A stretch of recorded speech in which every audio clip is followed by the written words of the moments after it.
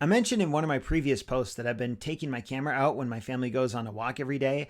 And I don't have anything specific in mind, kind of like when I'm on campus and I walk around Theta Pond. I'm not usually looking for one particular photo.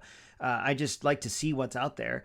And as we were going down a street that we have walked down probably 50 times, probably 100 times, I noticed this dandelion. And a dandelion is one of the most boring subjects you could think of. It's a weed.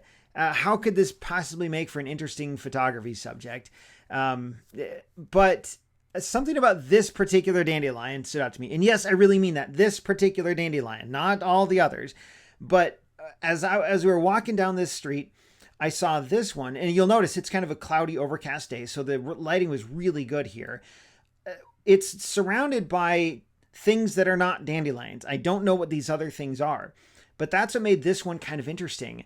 Instead of a whole bunch of other dandelions, there's these things. I don't know. Someone, if you know anything about plants, comment and tell me what these are. And it was all by itself. And I thought to myself, so we're walking south down this street, and I thought, I'm going to take a picture of that on our way back. And so we on our usual walk, we go south on this street, and then we turn east, and then we come back, we go west and then north. And so as we pass this same dandelion going north on the return, the trip back home, I told my wife, I said, you go on ahead with the kids. I'm going to take a picture of this dandelion.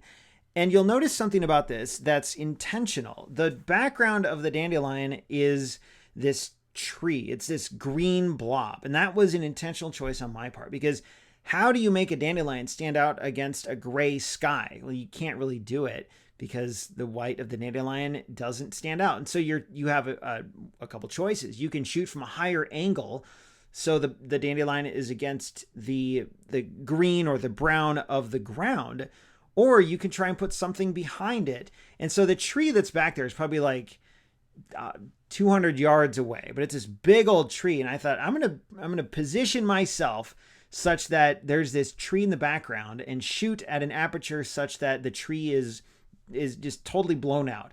And that's exactly what you see here. You don't notice that there's a tree. You just notice that there's this dandelion. And I did do some post-processing on this. Well, I post-process all my photos just a tiny bit. And this one was a little more, I used a little bit of a vignette to draw your eyes right to the center of the photo. I sharpened it, not like over sharpened it. And that's not the clarity. If you're in Lightroom, I generally don't use the clarity slider. I use the sharpening slider, or sharpening and texture. So this is not clarity. I generally recommend not using clarity at all. It's just, I don't know. It's edge contrast is not the same. So I know I'm getting off on a tangent here. So I did a little bit of processing in Lightroom, including bringing up the whites a little bit, so that when you look at this, you're just drawn right away to that bright white, crystal clear dandelion.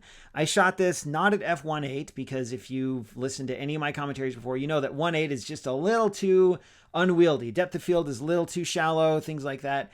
And I wanted the dandelion to be sharp.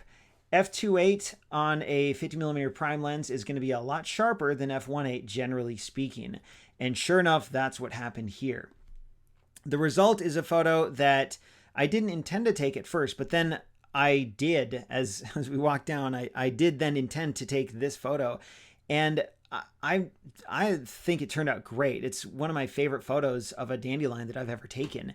And I can't say that I've taken thousands of dandelion photos, but it's an unassuming subject. You don't think, oh, a dandelion, that's going to make a beautiful photo. But in this case, it kind of did. I really like how it turned out, and I hope you do too.